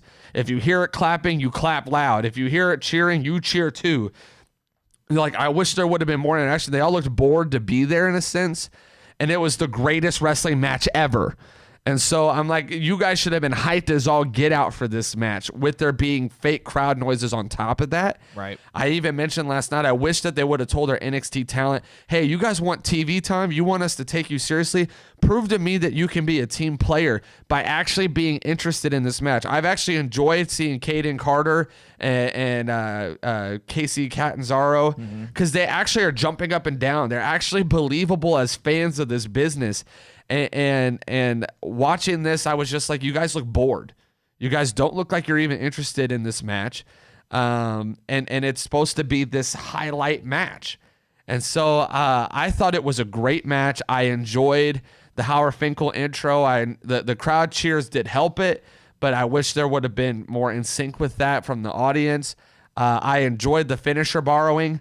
We got the Unprettier, we got the pedigree, we saw a rock bottom, Olympic slam, ankle lock. We saw the Edge-o-matic, we saw the execution, we saw the spears, we got the punt to end the match. There was so much in this match that was so great. It was good. I thought they both looked strong. It's sad the Edge is injured. With the tricep, someone asked if there was a clear spot. I think it's when he landed on the ropes. That looked like a clear indication of where he hit it and where the bruise was at after the match. But greatest wrestling match ever? No. And the way I look at it is, I'll equate it like this. Maybe that's not the right word. For wrestling fans that have been watching for a decent amount of time, and that are familiar with the wrestling business from a historical standpoint, even if they've not watched it, if you ask any wrestling fan, let's say that they've watched it for 10 years, just throwing out an arbitrary number. Let's say you have any wrestling fan and they've been watching for 10 years or followed it for 10 years or whatever. Again, just arbitrary number. If you ask them to rank the top 10 wrestling matches of all time, not necessarily if they've seen it, but just based on what they have seen, and B, what they have been told or heard about or whatever, most of those people are going to have 6 or 7 of any combination of a top 10 that are the same, is what I'm getting at. I mean, you're going to put the Steamboat and Flair trilogy. You're going to put Steamboat and Savage. Omega Okada, HBK and Undertaker's matches. I know you said Cena and CM Punk you would put there. It just, if you ask someone to rank their top 10, you'd have 6 or 7 of those that would be pretty consistent throughout most wrestling fans. After that top 10, it's really going to be wild. It's going to be a hodgepodge. I think this Edge and Orton match is even outside of that hodgepodge, if I'm being completely honest, because that hodgepodge definitely doesn't fall in a top 10. That hodgepodge is going to be 5-star matches in and of itself. And again, I'm just using the 5-star term arbitrarily at this point. I mean, all throughout the history of wrestling, you've probably got a good 50 matches maybe that would be that would have that 5-star caliber, 5-star worthy. Right. You've watched it and you just thought, wow, I just watched something incredible. And you watched something incredible. I don't feel like that even fits inside that category of the hodgepodge outside of the top 10, if that makes sense. And that's why I wish this match wouldn't have gotten the title, the greatest wrestling match ever. I wish it wouldn't have got that title, because I felt like if we would have watched this match without knowing that they were booking it that way, we might have actually felt better about it. We would have felt differently about it for sure. I think mentally I struggle with this match because forever it will go down as it was booked as this. And it wasn't. It was a great match. They both did a great job. I thought they both looked strong. I enjoyed it. But I just don't think that booking it as the greatest wrestling match ever was the smart thing to do ahead of time. I would have rather this just been organically booked, had a great match, a great wrestling match. And these two are talented enough to cut vignettes and things without needing to put that title on it. I just can't imagine if they would have done two things. If they would have, number one, saved the label on the match, or not even saved, don't even use it, and save the match for SummerSlam. If this match, I'll add a third component. If they didn't call it the greatest wrestling match ever, that's not counting towards our counter. That's just when Cole says it. If they didn't book it as that, just don't even say that. If they're just saying they're having a standard wrestling match, save it for SummerSlam, and then have a live crowd, almost 45-minute match of that. I mean, of that quality, of that caliber, it was a good match. Don't get me wrong. What would have probably put it over the top would have kind of put it in that 5-star category if they didn't classify it as the greatest wrestling match ever. Again, that doesn't count towards our tally. It's only when Cole says it. If they didn't classify it as that and we had a live crowd, this probably would have been a 5-star match, in my opinion, because a crowd can really, as we've seen, Cena and CM Punk, without a crowd, that would not have been a 5-star match. No. It had a lot of false finishes, surprising kickouts, things like that, but the fans made that match. That match was in Chicago. They were a hot crowd. I love Chicago wrestling crowds, by the way, guys. I mean, that's why AEW goes to Chicago, because it's always a hot crowd, no matter what. I can't even begin to tell you how, and get off topic, and I won't stay on this for very long. I've said before, I went to AEW Revolution. The crowd on TV doesn't even begin to describe or adequately show how hot that crowd was. I mean, it was nuts. Anyway, sorry, Andrew, you gotta adjust your tally. But this would have been a 5-star match on SummerSlam with a crowd without the moniker, as it were. It was a great match, but I just came away from it and I didn't feel like it was. It was good, but it wasn't incredible. If you joined us last night, we actually didn't get to stay on air for this match. Oh, I wasn't going to mention that, but that's fine. I'm glad we didn't, because we actually got to watch the match. Sometimes when you're talking, and I didn't have to do this. My neck was hurting after. Sometimes when you're talking, there was a few times where we kind of missed the initial thing that happened. So it was nice to just get to watch the greatest wrestling match ever. I think we're officially at 20 now. I just had to make sure we ended on an even number. Well, don't say it anymore then. That's a lot of pressure. I don't know if I can do that.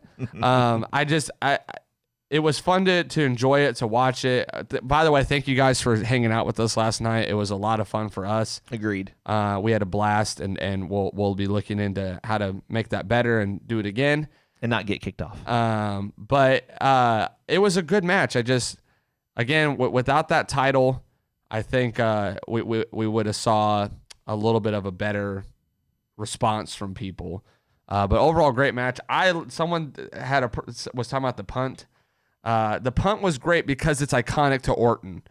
I don't think had he not had a huge storyline in the past with the punt that you could have ended the match that way, but because it was iconic to Orton, I was cool with the punt ending the match. What would have made the match just a smidge better also is if I want to think about this before I say it.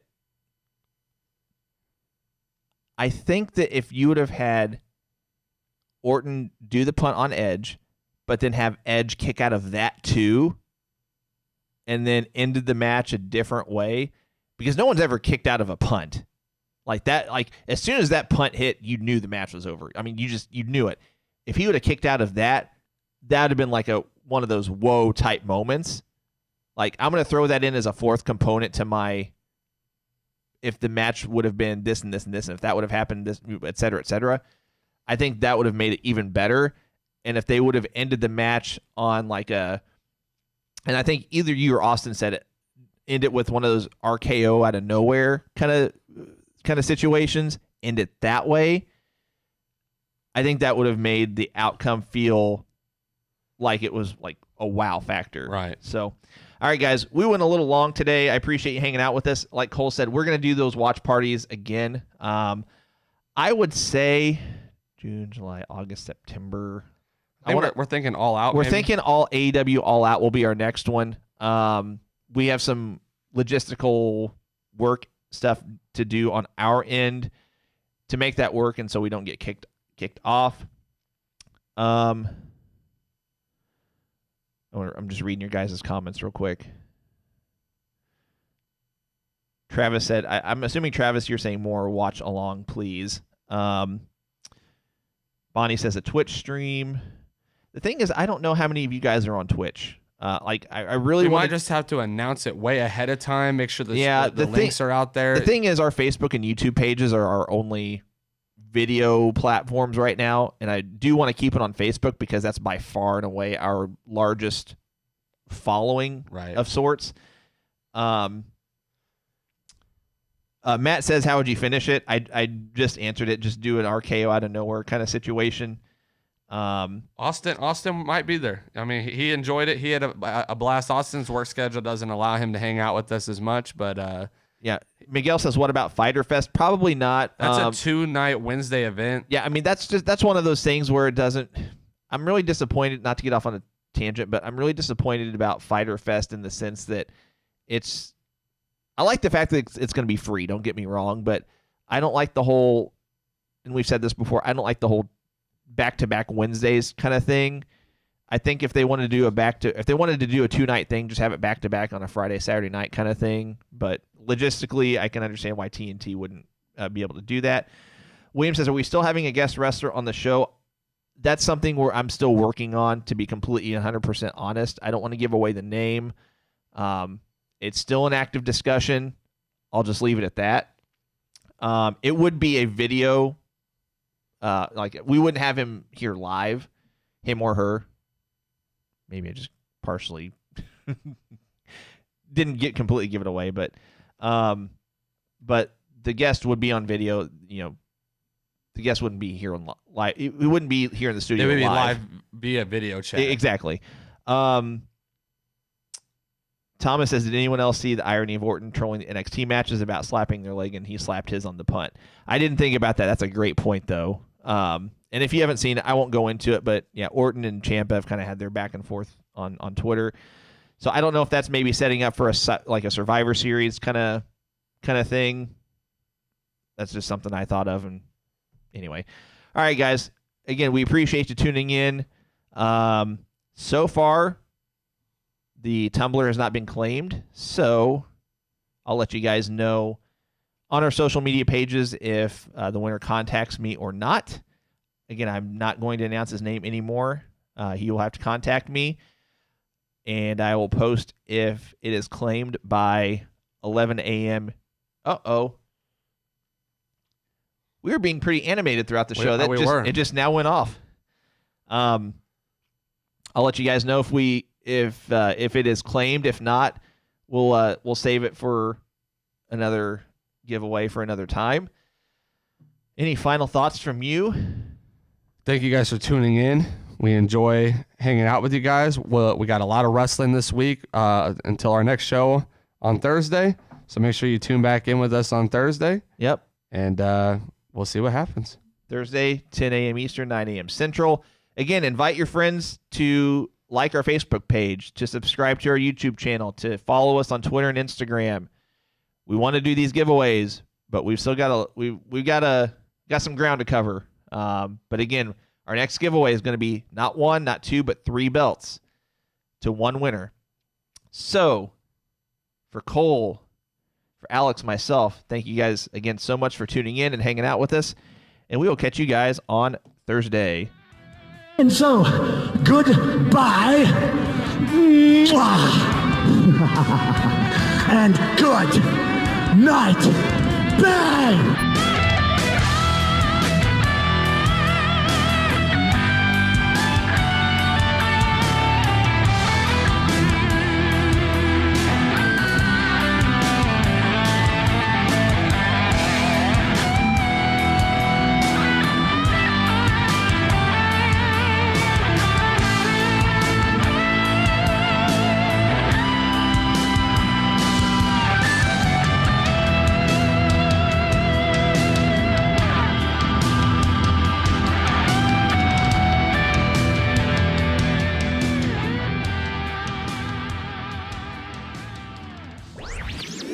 This podcast was a presentation of LightUpMedia.fm.